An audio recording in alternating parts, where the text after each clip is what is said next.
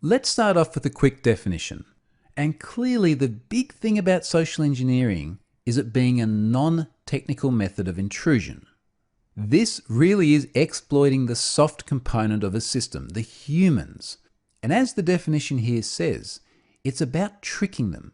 So getting humans to do things that they wouldn't normally do, usually by convincing those humans that you, as the attacker, are someone who you are not. Someone that should be given the information which you're now trying to elicit out of the target. I want to give you a couple of examples of how social engineering is used to compromise web servers. So here's the first one, and this was about how the director of the CIA, John Brennan, had his AOL account compromised. Now, first of all, the hacker says he's a teenager. So clearly, it doesn't always take many years of experience in order to be able to socially engineer someone. Now, what the hacker did is he started with John's mobile number, and it's not hard to find the phone number of a target.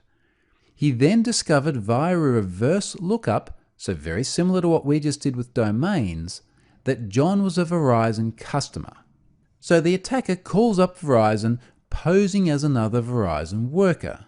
And he tells them that his tools were down and he couldn't access the customer data. He gave them a fabricated Verizon employee number, which then caused the legitimate Verizon employee to give him a whole bunch of information about John's account.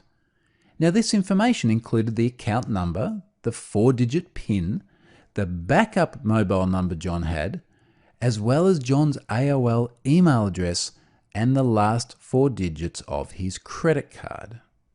Now, that final point in particular is very sensitive data.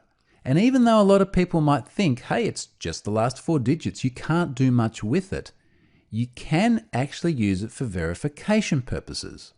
So that's what the attacker did. He called up AOL pretending to be John and said he was locked out of his account. Now, all that AOL needed in order to unlock that account was information that the attacker already had: the name of the account holder, the phone number, and the last 4 digits of the account. With that, the password could be reset and the attacker now had access to John's email. It's that simple. Let me give you another example of social engineering that shows just how easy it can be. This was a very big story in 2014, and it related to the Twitter account N. Just the letter N. So this individual actually had a single letter Twitter account, which was enormously valuable, $50,000 by his estimate. And he had that account stolen because an attacker was able to socially engineer both PayPal and GoDaddy. And the relevance to hacking web servers is that the attacker actually gained control of the victim's DNS records. So what the attacker did was he socially engineered PayPal to get the last 4 digits of the card. The attacker never went into detail about how he did it, but clearly he was able to get those digits.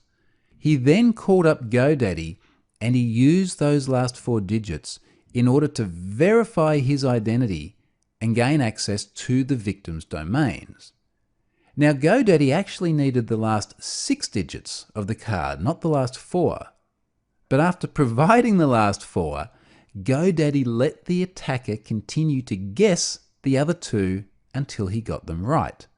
This is a great example of social engineering, because in this case, the GoDaddy worker was no doubt trying to be helpful, and the attacker was inevitably trying to play the victim, convincing that GoDaddy employee that he just needed a bit of help. And the poor GoDaddy person was just trying to help the guy.